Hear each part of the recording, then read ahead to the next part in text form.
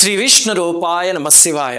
మొన్న ఓ రోజు నేను ఒక ప్రవచనానికి వెళ్ళి వెనక్కి ఇంటికి వచ్చేసరికి మా పిల్లలిద్దరు శ్రీవాణి శ్రీరాము రామాయణం పుస్తకాలు పుచ్చుకుని వాదించుకుంటున్నారు. వాళ్ళు ఒక బొమ్మ ఏదో పెట్టుకుని రామాయణంలో రాక్షసుల్లో అందరికన్నా పెద్ద ఆకారం కుంభకర్ణుడిదే, వాడే ఈ విలన్ కుంభ. శ్రీరాముడు వాయవ్యాస్త్రంతో కుంభకర్ణుడి చేతిని, ఐంద్రాస్త్రంతో ఇంకో చేతిని, పాదాలని, శిరస్సుని అన్నిటిని ఖండించేశారు కదా, అందుకే కుంభకి కాళ్ళు చేతులు లేవు అని శ్రీవాణి చెప్తోంది. శ్రీరామ్ అంటాడు, ఏమీ కాదు, మళ్ళీ కుంభకర్ణుడు తర్వాత జన్మలో దంతవక్తుడనే రూపం తీసుకున్నాడు, అంతేగా శిశుపాలుడు తమ్ముడి కింద కృష్ణుడి చేత సంహరింపబడ్డాడు, అయిపోయింది, వాళ్ళిద్దరూ వైకుంఠానికి వెళ్ళిపోయారు, అంతేకాని కలియుగం వరకు ఉండి కుంభ ఏమిటి, కుంభ అదేం కరెక్ట్ కాదు. ఒకటి అయి ఉండొచ్చు, కుంభకర్ణుడి కొడుకులు ఉన్నారు కుంభుడు నికుంభుడు అని, ఆ కుంభుడే ఈ కుంభ అయి ఉండొచ్చు అని శ్రీరామ్ అన్నాడు. అంటే శ్రీవాణి, కుంభుణ్ణేమో సుగ్రీవుడు చంపేశాడు, నికుంభుణ్ణేమో హనుమంతుడు చంపేశాడు, వాళ్ళకేమీ పునర్జన్మలు లేవు, అందుకని వాళ్ళు కాదు అని. ఇలా ఇద్దరు వాదించేసుకుంటుంటే ఏమిట్రా వీళ్ళిద్దరు రామాయణం పుచ్చుకుని వాదించుకుంటున్నారు అని వెళ్ళి తీరా ఆరా తీస్తే ఏమిటంటే రాజమౌళి గారిది వారణాసి అని ఒక సినిమా కథకి సంబంధించిన ఏదో ఒక వీడియో వచ్చింట. అది పెట్టుకుని వాళ్ళు ఈ వాదన అంతా అనమాట. మా చిన్నప్పుడు మా నాన్నగారు కేవీ రెడ్డి గారి సినిమాలకి తీసుకువెళ్ళేవారు. అంటే మాయాబజారు, పాతాళ భైరవి, జగదేక వీరుని కథ, ఇవన్నీ ఎప్పుడో 50ల్లో వచ్చిన సినిమాలు అయినా సరే మా చిన్నప్పుడు అస్తమాను థియేటర్స్లో వస్తూ ఉండేవి, వచ్చినప్పుడల్లా తీసుకువెళ్తూ ఉండేవారు. అవి చూసి ఇంటికి వచ్చాక ఇలాగే వాటి గురించి చర్చించుకునేవాళ్ళం మేము. ఆ తర్వాత కె విశ్వనాథ్ గారి సినిమాలు, కేవీ రెడ్డి గారు, కె విశ్వనాథ్ గారు వాళ్ళ గొప్పతనం ఏమిటంటే దర్శకుడి పేరును పెట్టి సినిమాలు చూడటం అనే స్టేటస్ ఇచ్చారు వాళ్ళు. అంత దిగ్దర్శకులు ఈ తరంలో. అలా రాజమౌళి గారు మా పిల్లలకి చాలా ఇష్టం. ఆ మధ్య అది ఈగ మీద సినిమా తీశారు కదా, అదొకటి. ఈ బాహుబలి అని 2 భాగాల కింద వచ్చింది ఆ సినిమా, అదొకటి. వాళ్ళకి అబ్బో ఎంత ఇష్టమో, ఎన్నిసార్లు వేసినా సరే చూసేస్తూ ఉంటారు. సరే, ఇప్పుడు ఇంతకీ వారణాసి మీద వాళ్ళిద్దరు ఇలా వాదించుకుంటూ ఉంటే నాకు నవ్వు వచ్చింది, చాలా సంతోషం కూడా కలిగింది. ఎందుకంటే ఈ మధ్య కొత్త సినిమాలు కొన్నిట్లో ఇతిహాసాలకి సంబంధించినవి టచ్ చేయడం వల్ల మా పిల్లలైనా సరే, మా సబ్స్క్రైబర్లైనా సరే రామాయణం, మహాభారతం అలాంటివన్నీ తీస్తున్నారు, వాటి గురించి చర్చించుకుంటున్నారు, చాలా సంతోషం. ఇది పక్కన పెడితే వీడియో ఉంది కదా వారణాసి అనేది, దాని నుంచి 2 ప్రశ్నలు వచ్చాయి. ఒక ప్రశ్న ఏమో మా పిల్లలే అడిగారు వెంటనేను, ఇంకొక ప్రశ్న సబ్స్క్రైబర్లు చాలా మంది అడుగుతున్నారు. అవి ఏమిటి అనేది తెలుసుకుందాం. అందులో మొట్టమొదటి ప్రశ్న ఏమిటంటే మా పిల్లలు తీసుకొచ్చి చూపించింది. అందులో ఒక క్లిప్ వచ్చింది. శ్రీరాముడు ఈ కుంభకర్ణుడు అయ్యి ఉంటాడు రాక్షసుడు, అలాగనే హనుమంతుడు, వీళ్ళందరూ ఉన్నది. దాని కింద త్రేతాయుగ లంకా నగరం 7200 BCE అని ఉంది.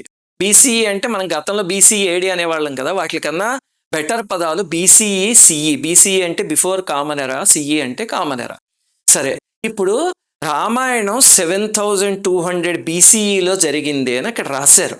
మనం ఇప్పుడున్నది 2025 CE కామన్ ఎరా, అంటే త్రేతాయుగం 9225 సంవత్సరాల క్రితం జరిగినట్టుగా అక్కడ రాశారు. వీళ్ళు వెంటనే ఏమిటంటే రామాయణం మొన్న మధ్య జరిగిందా అని అడిగారు. చాలా మంచి ప్రశ్న ఇది, ముందు మీకు అది వివరిస్తా. అసలు ఈ 7000 BCE అనేది ఎలా వచ్చింది అంటే, ఈ రామసేతు అని ఒకటి ఉంది కదా, ఒక బ్రిడ్జ్, దానికి కార్బన్ డేటింగ్ చేస్తే అది ఒక 10,000 ఏళ్ల లోపు కట్టడం అని తెలిసిందిట. దాంతో రామాయణం 10,000 ఏళ్ల లోపే జరిగింది అని ఒక వాదన వచ్చింది. ఇది ఎలాంటి వాదన అంటే, ఇప్పుడు మన అయోధ్యలో రామ మందిరానికి కార్బన్ డేటింగ్ చేస్తే 2 ఏళ్ల క్రితం కట్టింది అయితే రామాయణం 2 ఏళ్ల క్రితం జరిగింది అన్నట్టు ఉంటుంది. ఇప్పుడు మనం చూస్తున్న సేతువు, అలాగే ఆ శ్రీలంక రామాయణంలో చెప్పినవి అవేనా అండి అంటే అది సందేహమే. రావణ లంక ఇప్పటికీ గుప్తంగా ఒక చోట ఉంది, విభీషణుడు పరిపాలిస్తున్నాడు. అసలు పద్మపురాణంలో ఒక కథ ఉంది, అది రామాయణంలో లేదు, వాల్మీకి రామాయణంలో, కానీ పద్మపురాణంలో ఉంది. ఏమిటంటే సీతాదేవి భూమిలోకి వెళ్ళిపోయాక శ్రీరాముడికి ఒకసారి విభీషణుడిని చూడాలి, ఎలా పరిపాలిస్తున్నాడు అనిపించింది. వెంటనే పుష్పక విమానాన్ని పిలవగానే వచ్చింది. అందులో రాముడు, భరతుడు, సుగ్రీవుడు వీళ్ళందరూ కలిసి విభీషణుడి దగ్గరికి వెళ్ళారు. లంకకి వెళ్ళేసరికి ఆయన పొంగిపోయి రాముడిని చూసి సత్కారాలన్నీ చేసి ఆతిథ్యం ఇచ్చాడు. ఆ తర్వాత రాములు వారు వెనక్కి వచ్చేస్తుంటే విభీషణుడు ఒక మాట అడిగాట. ఏమిటంటే, రామా, మీరు కట్టిన వారధి ఉంది కదా, దానివల్ల కొంతకాలం పోయాక నరులందరూ కూడా లంకకు వచ్చేస్తారు, అది శ్రేయస్కరం కాదు కదా అంటే, అప్పుడు శ్రీరాముల వారు ఆ వారధిని తన బాణాలతో ముక్కముక్కలు చేసేసారు అని పద్మపురాణంలో స్పష్టంగా ఉంది. అందువల్ల ఇలాంటి కార్బన్ డేటింగ్లతో రామాయణం ఎప్పుడు జరిగింది అనేది నిర్ణయించకూడదు. రామాయణం ఎప్పుడు జరిగిందో నిర్ణయించాలి అంటే రామాయణం ద్వారానే తెలుసుకోవాలి. అది కార్బన్ డేటింగ్ అందే విషయమా? సరే, ఇంతకీ మనం రామాయణంలోకి వెళ్తే బాలకాండలో ఒక చోట దశవర్ష సహస్రాణి దశవర్ష శతాని చ పశ్యామి మానుషే లోకే పాలయన్ పృథ్వీమిమాం అని శ్రీరామచంద్రమూర్తి అవతారానికి ముందే విష్ణుమూర్తి చెప్తారంటే 11,000 ఏళ్ల పాటు రామావతారంలో పరిపాలిస్తాను పృథివిని అని. అలాగే శ్రీరామ పట్టాభిషేకం దగ్గర వాల్మీకి మహర్షి మళ్ళీ రాశారు, దశవర్ష సహస్రాణి దశవర్ష శతాని చ భ్రాతృభి సహిత శ్రీమాన్ రామో రాజ్యం అకారయత్ అని. 11,000 ఏళ్ల పాటు శ్రీరామచంద్రమూర్తి రాజ్యం చేశారు అన్నట్టు. అలాగే ఉత్తరాఖండలో కూడా ఒక చోట దశవర్ష సహస్రాణి గతాని సుమహాత్మనో ప్రాప్తయోర్ వివిధాన్ భోగాన్ అతీత శిశిరాగమ అని ఒక చోటు ఉంది. అలా చాలా చోట్ల రామాయణంలో 11,000 ఏళ్ల పాటు రాముల వారి అవతారం ఉంది అని ఉంది. మరి అలా లెక్క పెట్టుకున్నారనుకోండి మీరు, ఇప్పుడు ఇందాక మనం తీసుకున్న 1200 క్యాల్కులేషన్ ఎక్కడ సరిపోతుంది? ఇంకా రాముల వారు ఇప్పటికీ శరీరంతోనే ఉండి ఉండాలి, రామరాజ్యమే ఉండి ఉండాలి, లేదు కదా. అందుకని ఆ 7000 BCE అనేది పొరపాటు. అసలు మీరు ఆలోచిస్తే మన పురాణాల ప్రకారం కలియుగం మొత్తం 4,32,000 సంవత్సరాలు. ద్వాపర యుగం దానికి ఇంకో అంత కలిపితే అంటే 8,64,000 ఏళ్ళు. దానికి ఇంకో అంత కలిపితే త్రేతాయుగం, ఇంకో అంత కలిపితే చివరికి కృతయుగం 17,28,000 సంవత్సరాలు. ఈ నాలుగిటిని కలిపితే ఒక మహాయుగం అంటారు. అంటే 43,20,000 సంవత్సరాలైతే ఒక మహాయుగం. అలాంటివి 71 మహాయుగాలైతే ఒక మన్వంతరం అంటారు. ఇలా చాలా లెక్క ఉంది కొలుచుకోవడానికి. అయితే 24వ మహాయుగంలో త్రేతాయుగంలో రామాయణం జరిగింది. మనం ఇప్పుడు 28వ మహాయుగంలో కలియుగంలో ఉన్నాం. అంటే 1,81,47,000 ఏళ్లకి పూర్వం జరిగింది రామాయణం కథ. 24వ మహాయుగం అప్పుడు, మనది ఇప్పుడు 28వ మహాయుగం. అందుకని ఇదేదో 9,000 ఏళ్ళలో 10,000 ఏళ్ల క్రితం జరిగిన కథ కాదు. రామాయణం అప్పుడు జరిగిందనడానికి ప్రూఫ్ ఏమిటండి అంటే హరివంశంలో, మత్స్య పురాణంలో, బ్రహ్మాండ పురాణంలో, వాయు పురాణంలో, స్కాంద పురాణంలో అన్ని చోట్ల చాలా శ్లోకాలు, చాలా లెక్కలు ఉన్నాయి. ఉదాహరణకి 24 యుగో రామ వశిష్ఠేన పురోధస అని పురాణంలో చెప్తారు. అలా చాలా శ్లోకాలు ఉన్నాయి. 24వ మహాయుగంలో త్రేతాయుగంలో ఇంకా 30,000 ఏళ్ళు ఉన్నాయనగా, మిగిలి ఉన్నాయనగా అప్పుడు రామావతారం జరిగింది. అసలు ఈ రామావతారానికి మనకి ఒక లింక్ కూడా శ్రీకృష్ణ కథలో దొరుకుతుంది. భాగవతంలో, హరివంశంలో, విష్ణు పురాణంలో అలాంటి చోట్ల. అదేమిటంటే శ్రీకృష్ణుడి కథలో కాలయవనుడు అని ఒక రాక్షసుడిని చంపుతాడు స్వామి. అక్కడ ముచుకుందుడు అని గొప్ప రాజుగారు వస్తారు. ఆయన శ్రీరాముడి పూర్వీకులకి చెందిన ఆయన అనమాట.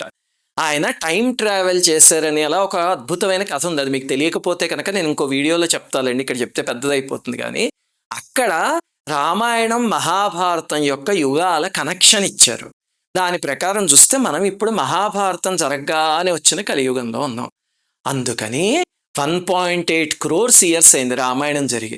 అంటే మరి దానికి సైంటిఫిక్ ప్రూఫ్ ఏమిటండి అంటే మళ్ళీ అలాంటివి కూడా రామాయణంలోనే వెతుక్కోవాలి. ఉదాహరణకి మీకు ఒకటి చెప్తా. సుందరకాండలో ఆంజనేయ స్వామి లంకకి వెళ్తారు కదా, అక్కడ రథైర్యానైర్ విమానైశ్చ తథా హయ గజైశుభై వారణైశ్చ చతుర్దంతై శ్వేతాభ్ర నిచయోపమై అని ఒక శ్లోకం ఉంది. ఇంకా సుందరకాండలో ఇలాంటివి చాలా చోట్ల ఉన్నాయి. ఇంతకీ అందులో ఏం చెప్తున్నారంటే ఇక్కడ ఆంజనేయ స్వామి చతుర్దంతై, వారణైశ్చ చతుర్దంతై అంటే 4 దంతాలున్న ఏనుగుల్ని చూశారట. ఈ 4 దంతాలున్న ఏనుగులు కొంచెం మనం హిస్టరీ అవన్నీ చదువుకున్న వాళ్ళకి తెలుస్తుంది. గోంఫోథియర్స్ అంటారు వీటిని. ఇవి మిలియన్స్ ఆఫ్ ఇయర్స్కి పూర్వం ఉండేవి అని సైంటిస్టులు నిరూపించారు కదా. అవి ఎప్పుడున్నాయి అని సైంటిస్టులు చెప్పారో లెక్క కట్టండి. ఇందాక నేను చెప్పిన రామాయణం లెక్కకి సరిగ్గా సరిపోతుంది. ఇది వినగానే ఒక సందేహం వస్తుంది. ఏమిటంటే సైంటిస్టులది ఒక ఫాజిల్ థియరీ ఒకటి ఉంది. ఏమిటంటే మనిషి పుట్టింది ఈ మధ్య ఎన్నో కోట్ల సంవత్సరాల క్రితం మనిషి లేడు అని. మరి దానికి సరిపోదు కదండి. ఎలాగా అంటే నాకైతే ఏమనిపిస్తుందో తెలుసా, సైంటిస్టులు ఫాజిల్ థియరీకి అనుగుణంగా లేనివన్నీ కొట్టిపాడేస్తూ ఉంటారు. కానీ భవిష్యత్తులో ఇంకో కొత్త ఫాజిల్ వచ్చింది అనుకోండి, అప్పుడు అప్పటిదాకా చెప్పినవన్నీ సవరిస్తూ ఉంటారు. అంతేనా? అలాగే రామాయణం కాలంలో ఏదైనా దొరికితే కనుక అప్పుడు ఆ నిజాలు కూడా బయటకు వస్తాయి. అంతవరకు ఎందుకు, ఇప్పుడు ఈజిప్ట్లో హైపాటియా అని ఒక రాయి దొరికింది, ఒక గులకరాయి లాంటిది. దాని వయస్సు కోసం ఇప్పటిదాకా సైంటిస్టులు తల్లకిందులైపోతున్నారు. ఒకసారి ఒకటని చెప్పారు, ఇంకొకళ్ళు వచ్చి చిచి ఇది కాదు ఇంతకన్నా ముందుదే అని చెప్పారు. ఆ తర్వాత ఇంకొకళ్ళు వచ్చి అది కూడా కాదు దానికన్నా ముందుదే అని చెప్పి అలా ప్రూవ్ చేసుకుంటూ వెళ్తున్నారు. అలాగే ఎప్పుడో రామాయణానికి సంబంధించింది ఏదో వాళ్ళకి దొరికితే అప్పుడు భవిష్యత్తులో నిరూపితం అవ్వచ్చు. కానీ అది మహాయుగాల ముందు జరిగింది. ఈ లోపల కొన్ని ప్రళయాలు, యుగాంతాలు అవన్నీ అయ్యాయి కాబట్టి నిరూపించగలరో లేదో కూడా తెలియదు. సర్లేండి, ఇది నెవర్ ఎండింగ్ వాదన. మరి అయోధ్యలోనూ అక్కడ ఈ కార్బన్ డేటింగ్ అవి చేశారు కదండి. అంటే గుర్తుపెట్టుకోండి, ఇప్పుడు నేను ఇందాక చెప్పినట్టు ఇప్పుడు అయోధ్య ఆలయాన్ని మన ప్రభుత్వాలు నిర్మించే కదా. దీనికి ముందు అయోధ్యలో ఉన్న కొన్ని ప్రదేశాలని విక్రమార్క చక్రవర్తి అలాంటి వాళ్ళు నిర్మించారు అక్కడ. ఇప్పుడు కార్బన్ డేటింగ్ చేస్తే వాళ్ళ కాలం వరకు వెళ్తుంది అనమాట. అంటే శ్రీరాముడు ఎక్కడ పుట్టాడు, దశరథుడి మందిరం ఎక్కడ ఉండేది, అవన్నీ వాళ్ళు ఆ ఉన్న చోట్లలోనే గతంలో నిర్మించారు. ఇప్పుడు మనం కూడా మళ్ళీ అక్కడే నిర్మించుకుంటున్నాం. సర్లేండి, ఇవన్నీ పక్కన పెడితే ఈ కొత్త సినిమాల ద్వారా ఇతిహాసాల పుస్తకాల్ని అందరూ తెరుస్తున్నారు. చాలా సంతోషం అనిపించింది. ఇంతకీ వారణాసి యాడ్లో 2 ప్రశ్నలు అడిగారు అన్నారు. ఆ రెండవది ఏమిటండి అంటే అది సబ్స్క్రైబర్స్ అడిగిన ప్రశ్న. అది కూడా కొంచెం పెద్దదే, అందుకని ఇంకొక వీడియోలో తెలుసుకుందాం. శ్రీమాత్రే నమః. అందరికీ నమస్కారం. మన ఆధ్యాత్మిక వీడియోల్ని 3 ఛానల్స్గా విభజించాం. 3 ఛానల్స్కి సబ్స్క్రైబ్ చేసుకొని పక్కనే ఉన్న బెల్ ఐకాన్ని క్లిక్ చేయండి.